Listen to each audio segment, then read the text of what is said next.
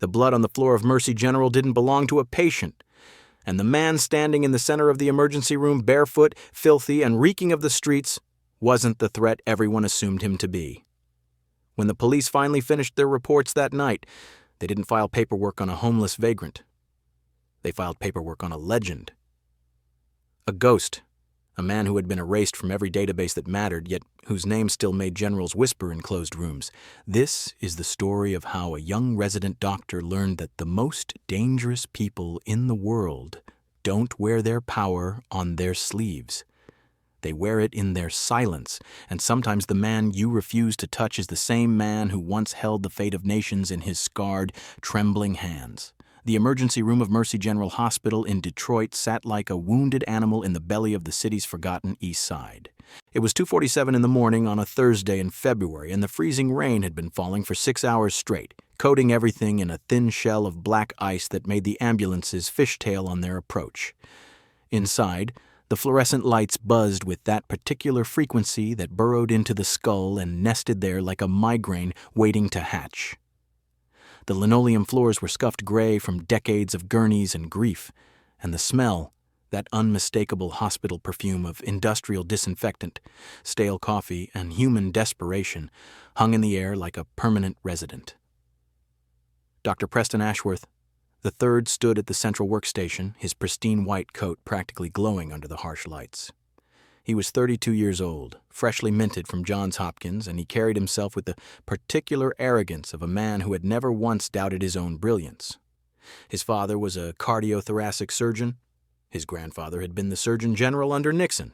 The Ashworth name was embroidered into the very fabric of American medicine, and Preston wore that legacy like a crown. He checked his Rolex, a graduation gift from his father, and sighed dramatically. 3 more hours, he muttered to no one in particular. 3 more hours in this cesspool, and then I'm back at University Hospital where patients actually have insurance. Mercy General was Preston's purgatory, a mandatory rotation in an underserved community, a box to check on his way to the gleaming towers of private practice. He had been here for 6 weeks, and he had made no secret of his contempt for the place and the people it served. Nurse Denise Carter, a 53-year-old woman with silver streaks in her hair and 30 years of emergency medicine in her bones, watched Preston from across the station. She had seen 100 doctors like him come through these doors.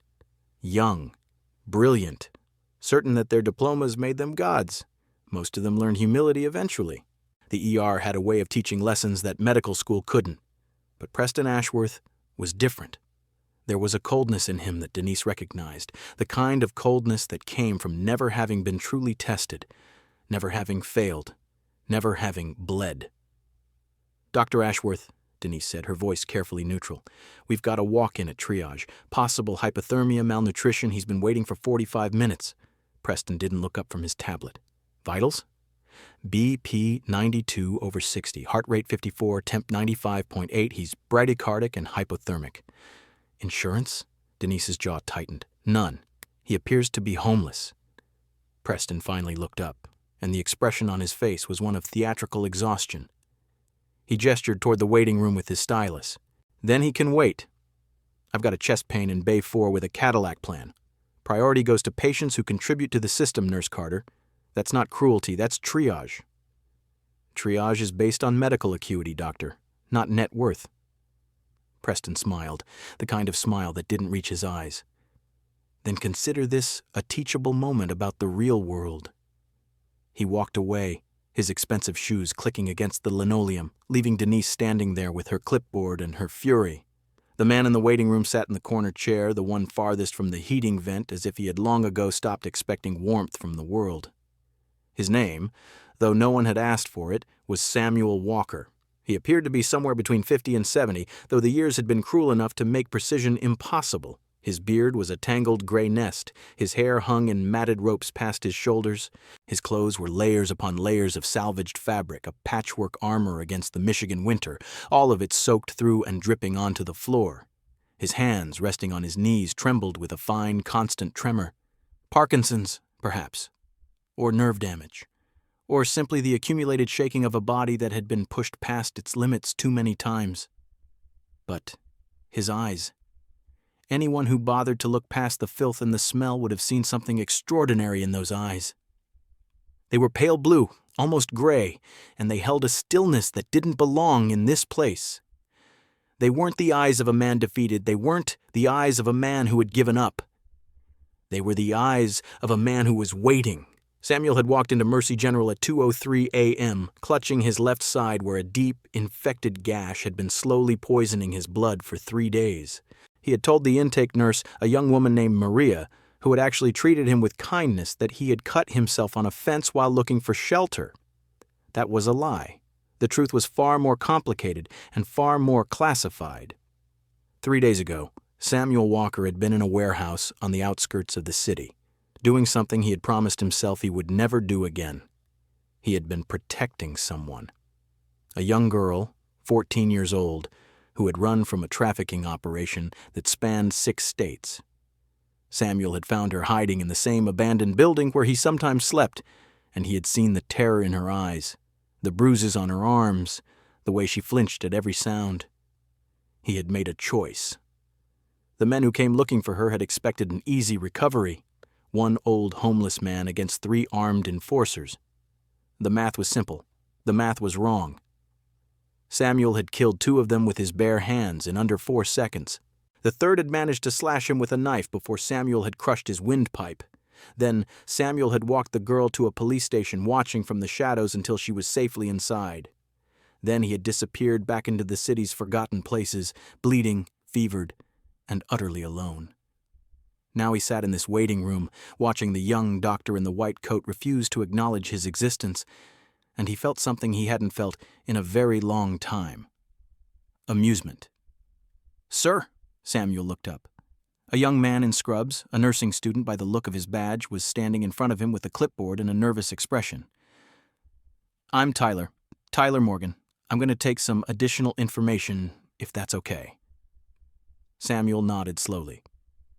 Tyler sat down in the adjacent chair, keeping a professional distance, but not the exaggerated distance that some of the staff maintained around homeless patients. He was young, maybe 22, with the earnest face of someone who had gone into medicine to actually help people. "Can you tell me your name, sir?" Samuel Walker." "And can you tell me what brought you in tonight, Samuel?" "Cut on my side. It's infected." Tyler noted this down. "How long ago did this happen?" 3 days. 3 days. Tyler's pen paused. "You waited 3 days with an infected wound?" "I was busy." Tyler looked at the old man's face, searching for signs of confusion or dementia. He found neither, just that unsettling calm. "Are you currently taking any medications?" "No." "Any allergies?" "Penicillin." "Any surgical history?" Samuel was quiet for a long moment. Then he said very softly, "More than you can probably write down." Tyler's brow furrowed. "I'm sorry?" "Never mind. Just put down extensive surgical history. That should cover it." Tyler wrote this down, though his handwriting had become slightly unsteady. There was something about this man that didn't fit. The speech patterns were too precise. The bearing, despite the hunched shoulders and the tattered clothes, had an underlying rigidity to it. A structure. "Samuel," Tyler said slowly, "have you ever served in the military?" The question hung in the air. Samuel's pale eyes met Tyler's, and for just a moment the mask slipped. What Tyler saw beneath it made his breath catch in his throat. "A long time ago," Samuel said, "in another life." Before Tyler could ask anything else, a commotion erupted at the main entrance. The sliding doors burst open with a crash, admitting a gust of freezing air and 3 men in expensive suits. They moved with the coordinated precision of a protection detail, flanking a 4th figure who strode into the waiting room like he owned it. And in a sense, he did. General Marcus Thompson, 4 stars gleaming on his shoulders, commander of United States Army Special Operations Command, walked into the emergency room of Mercy General Hospital like a force of nature given human form. He was 64 years old, with a face that looked like it had been carved from granite by someone who was angry at the stone. His hair was silver, cropped close to his skull in the military fashion. His eyes were the color of a winter storm, and they swept the room with the systematic efficiency of a targeting computer. Behind him came two more figures, Colonel James Hartley, his aide-de-camp, a younger man with a tablet and a perpetually worried expression, and Dr. Rebecca Cross, a woman in civilian clothes whose bearing screamed military intelligence. "Where is he?" General Thompson's voice was not loud, but it carried the kind of authority that made loud unnecessary. The entire waiting room had gone silent. The drunks, the addicts, the domestic violence victims, the frightened parents with sick children, all of them shrank back instinctively. Even the security guard, a heavy-set man who had seen everything in his 20 years at Mercy General, found himself standing straighter. Maria, the intake nurse, stammered, "General, I'm sorry, where is who?" "The patient who walked in approximately 45 minutes ago, male, 60s, homeless presentation, deep laceration on the left side." Maria's eyes went wide. "How did you—" "His location. Now." Dr. Preston Ashworth, drawn by the commotion, emerged from Bay 4 with his most authoritative expression. He saw the stars on the general's shoulders and immediately recalibrated. "General, I'm Dr. Preston Ashworth, the attending physician tonight. How can I help you? Is this about one of our patients?" General Thompson looked at Preston Ashworth the way a hawk looks at something small and irrelevant on the ground below. "The homeless man in your waiting room, where is he?" Preston's face arranged itself into a practiced expression of bureaucratic regret. "General, I'm afraid that patient hasn't been seen yet. We're operating on a triage system tonight, and his condition, while concerning, wasn't deemed immediately life-threatening compared to our other, wasn't seen." The temperature in the room seemed to drop several degrees. His condition was triaged as, "You have had a patient with a serious infection sitting in your waiting room for almost an hour, and you haven't examined him?" Preston's smile was beginning to crack at the edges. "General, with all due respect, you don't understand the pressures of emergency medicine. We have to prioritize patients with insurance, with the ability to what, doctor?" General Thompson stepped closer, and even though he was 2 inches shorter than Preston, the young doctor found himself wanting to step back. "To pay? To contribute to your bottom line? To contribute to the healthcare system that man sitting in your waiting room," General Thompson said, his voice dropping to something barely above a whisper, something infinitely more dangerous than a shout, "has contributed more to this country than you could comprehend if you lived 1,000 years.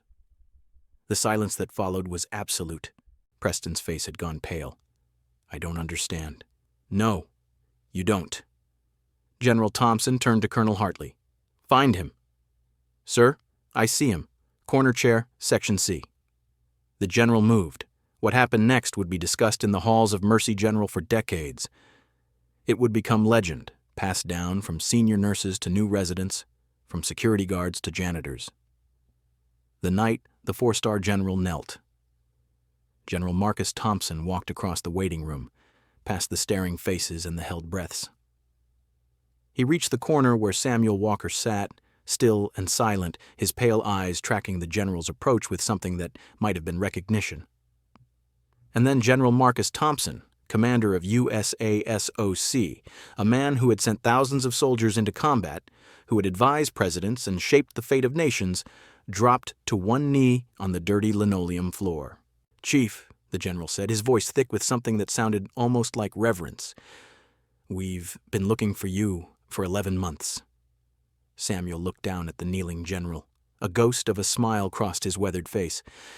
"Marcus, you got old." "So did you stubborn bastard." The general's eyes were glistening. "So did you." The silence in the emergency room had transformed into something sacred.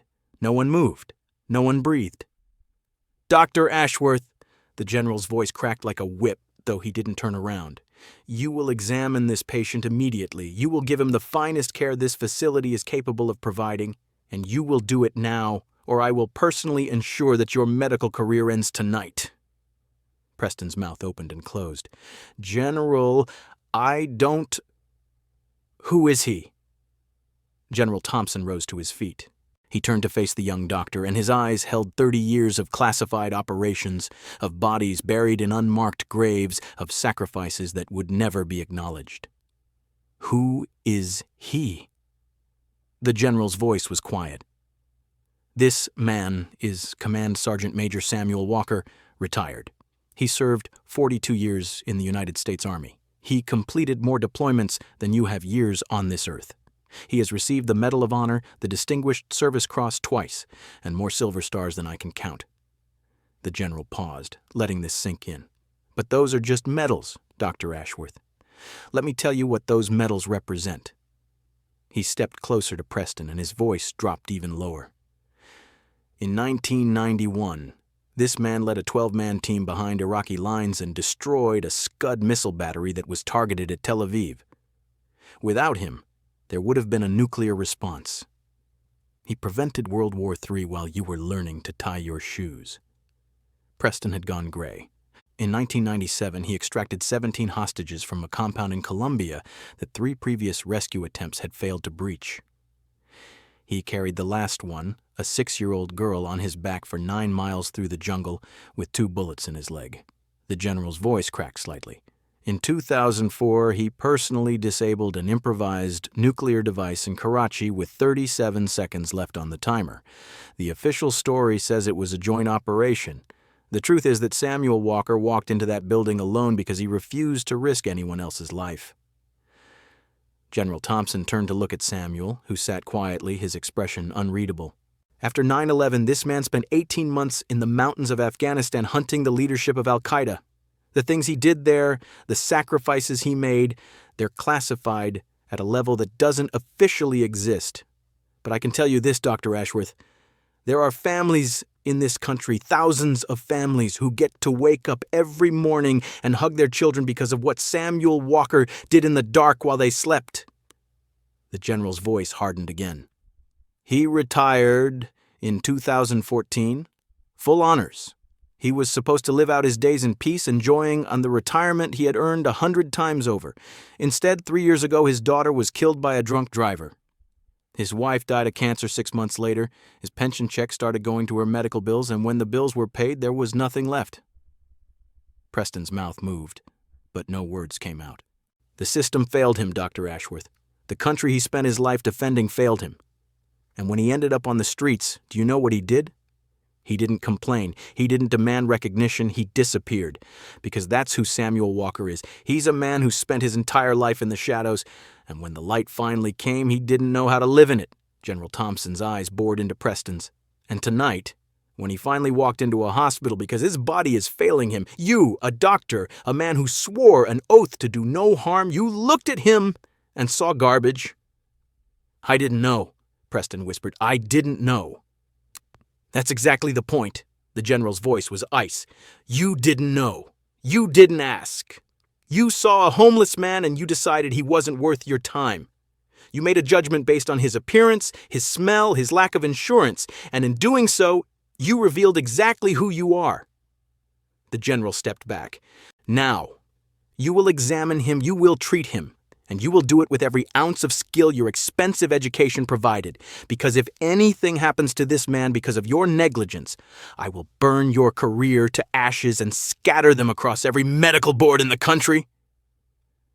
Preston Ashworth, for the first time in his life, had nothing to say. Nurse Denise Carter stepped forward, her face wet with tears she hadn't noticed falling. I'll prep Bay 1, General. Best bed in the house. Thank you, Nurse Carter. Samuel Walker rose from his chair. He moved slowly, carefully, and for the first time, the people watching could see the cost of 42 years of service written in every step. The limp in his left leg, the stiffness in his spine, the way he held his side where the infection was spreading. Marcus, Samuel said quietly, this isn't necessary. I'm just an old soldier. I don't need special treatment. General Thompson put his hand on Samuel's shoulder. Chief, you've spent your entire life saying that. You've spent your entire life putting everyone else first. For once, just once, let someone take care of you. Samuel's pale eyes glistened. I don't know how to do that anymore. Then let us teach you. The 2 men walked toward Bay 1 together, 2 soldiers, 2 warriors, one in his dress uniform, the other in rags. But in that moment, to everyone watching, there was no difference between them. They were brothers. Dr. Preston Ashworth stood frozen in the center of the emergency room. The world he had constructed so carefully, the world of hierarchy and status, of insurance cards and net worth, had crumbled around him in the span of 5 minutes. He felt naked, exposed. Every assumption he had ever made about his own importance was burning in front of his eyes. Nurse Denise Carter walked past him, carrying supplies to Bay 1. She paused. "Dr. Ashworth, your patient needs you." Preston looked at her. For a moment his face twisted with the familiar contempt, the defensive arrogance of a man who had never learned to be wrong. But then something else happened. Something broke. His voice cracked. "I don't know how to do this." Denise studied him. In 30 years, she had seen a lot of young doctors. She had seen the arrogant ones crash and burn. She had seen the humble ones flourish. And very rarely, she had seen the arrogant ones change. "Then learn," she said simply. "That's what real doctors do." She walked away. Preston Ashworth stood alone in the emergency room, surrounded by the sick and the suffering, the people he had spent 6 weeks dismissing as beneath him. And for the first time since medical school, he felt like a student again. Bay 1 was transformed. Dr. Rebecca Cross, the intelligence officer who had accompanied General Thompson, was reviewing Samuel's medical records on a secure tablet. What she found made her blood run cold. "General, we need to get him to Walter Reed tonight. His condition is worse than we thought." "How bad?" "The infection has spread to his bloodstream. He's septic. His kidney function is declining, and that's on top of the chronic damage from—" She scrolled through the file, her face paling with each page. Jesus! The fractures that never healed properly. The nerve damage. The exposure to chemical agents in the Gulf. Sir, the fact that he's still alive is a medical miracle. General Thompson looked through the glass at Samuel, who lay on the bed while Preston Ashworth, his hands trembling slightly, cleaned and examined the infected wound. "He's the toughest man I've ever known," the general said quietly, "but even he has limits." "Sir, there's something else." "Doctor," Cross lowered her voice, "the CIA has been tracking him. They thought he was dead. When they found out he was alive, they what? They wanted to bring him in for debriefing. There are concerns about what he might have revealed during his time on the streets, who he might have talked to." General Thompson's face hardened into something dangerous. "Samuel Walker has never revealed classified information in his life. He was tortured for 16 days in Beirut in 1986 and didn't give up a single asset. He is not a security risk. He is a national treasure." "I know that, sir. But the analysts can go to hell. Samuel Walker answers to no one but himself. He's earned that right." Inside Bay 1, Preston Ashworth was discovering just how wrong he had been. As he cleaned the wound on Samuel's side, he saw the other scars. Dozens of them. Hundreds. A roadmap of violence written on human skin. "This one," Preston said, pointing to a puckered scar on Samuel's abdomen. "What caused this?" "A K-47, Samuel said, his voice calm. "Mogadishu, 1993. Preston pointed to another, a long thin line across Samuel's ribs. "Machete, Rwanda, 1994. And another, a cluster of small scars on his shoulder. "Shrapnel, Fallujah, 2004. Preston set down his instruments. His hands were shaking too badly to continue. "How are you still alive?" Samuel looked at the young doctor. His pale eyes held no judgment, no anger, just a profound, weary understanding. "Because I had something to live for. I had a mission. I had brothers who depended on me. I had a country that needed me." He paused. "And because good men like you, even when you're being fools, kept patching me up and sending me back out." Preston's eyes burned. "I'm not a good man. I refused to treat you. I looked at you and saw nothing. You saw what you were trained to see, what society taught you to see. That's not evil. That's ignorance, and ignorance can be fixed." Samuel reached out and put his trembling hand on Preston's arm. "I've killed men, Doctor. I've killed a lot of men. Some of them deserved it. Some of them were just soldiers on the other side, doing what they thought was right, and I've had to live with that weight every day of my life." His grip tightened slightly. But I also saved men, saved civilians, saved children. And those lives, they don't balance out the deaths. That's not how it works. But they give the deaths meaning. They give the killing a purpose. Samuel's eyes bore into Preston's. You have a gift, Doctor. You have the power to save lives, real lives. Every person who walks through those doors, regardless of their circumstances, is carrying a story you can't see. Some of them are heroes. Some of them are villains. Most of them are just people trying to survive. He released Preston's arm. You can choose what kind of doctor you want to be. You can choose what kind of man you want to be. That choice is made every single day, in every single interaction, with every single patient. The question is, what will you choose? Preston Ashworth looked at Samuel Walker, the homeless man, the forgotten soldier, the living legend, and he chose.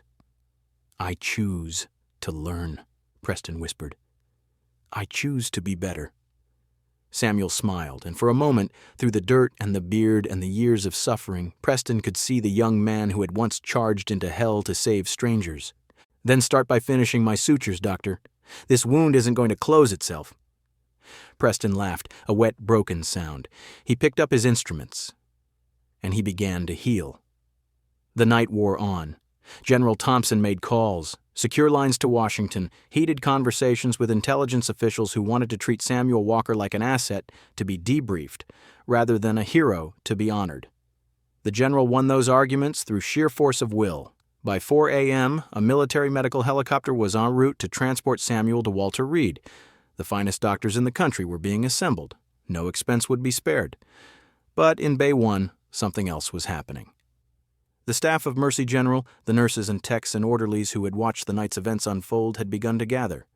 They came one by one, standing outside the bay, waiting. Denise Carter brought coffee. Tyler Morgan brought a warm blanket. Maria from intake brought a stuffed bear that had been donated to the pediatric ward, a silly gesture that made Samuel's eyes glisten. They weren't there for the general. They weren't there for the spectacle. They were there for Samuel. Thank you for your service, Denise said softly.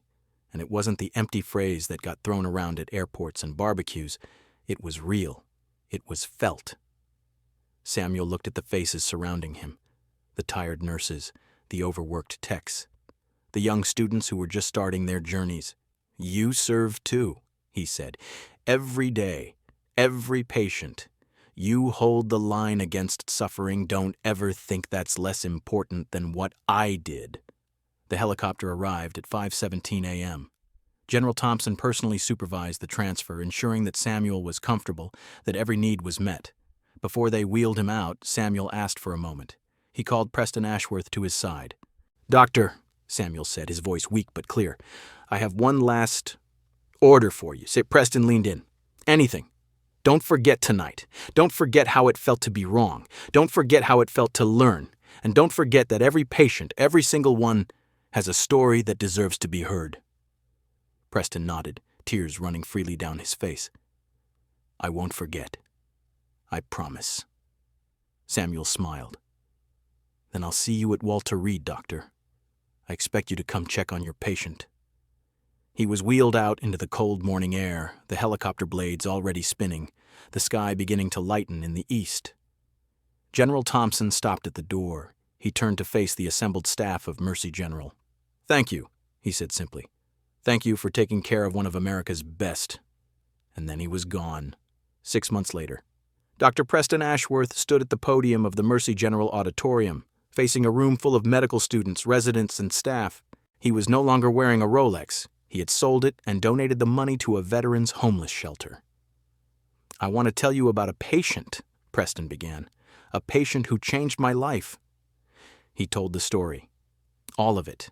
His arrogance, his prejudice, his failure, and his redemption. Samuel Walker taught me that medicine isn't about insurance forms or institutional prestige or career advancement, Preston said. Medicine is about seeing people, really seeing them, not their circumstances or their appearance or their ability to pay. Seeing their humanity. He paused. Samuel Walker is alive today. He's living in a small house in Virginia near some of his old Army buddies. His health is stable. He has a dog named Ranger and a garden that he tends every morning. Preston smiled. I visit him once a month. We play chess. He always wins. And every time I'm about to make a move that he knows is a mistake, he gives me this look. This look that says, think harder, do better, be more. He looked out at the audience. That's my challenge to all of you. The next time you see someone who looks like they don't belong, who looks like they're not worth your time, remember Samuel Walker. Remember that heroes don't always wear capes. Sometimes they wear rags. Sometimes they smell like the street. Sometimes they're invisible. Preston stepped back from the podium. And sometimes, if you're very lucky, they teach you how to see. In the back of the auditorium, unnoticed by almost everyone, an old man in a clean flannel shirt sat watching. His beard was trimmed now. His hair was cut short. His eyes, those pale gray eyes, were bright with something that might have been pride. Samuel Walker had come to see his student teach, and as Preston finished his speech to thunderous applause, Samuel rose quietly and slipped out the back door. He had spent his life in the shadows. That's where he was comfortable. That's where he belonged.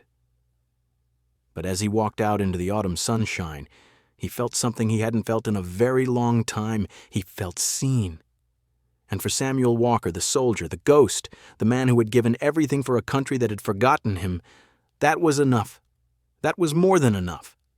Some people walk into emergency rooms expecting to die, and they are reborn. Some doctors walk into emergency rooms certain of their importance and discover they know nothing at all.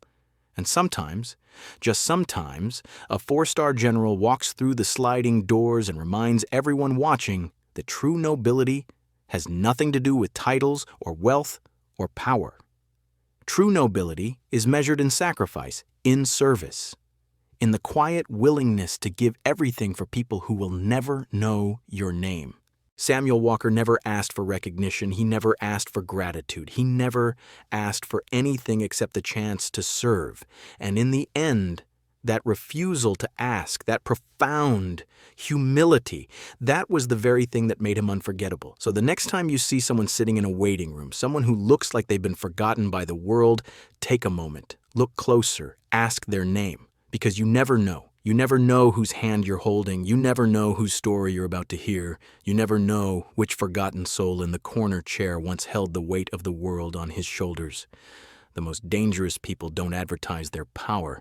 They hide it. They bury it. They let the world underestimate them. And when the moment comes, when everything is on the line, they rise. Samuel Walker rose for 42 years. And on one cold February night in Detroit, a young doctor learned that the measure of a man isn't found in his bank account, or his address, or his insurance card. It's found in his scars.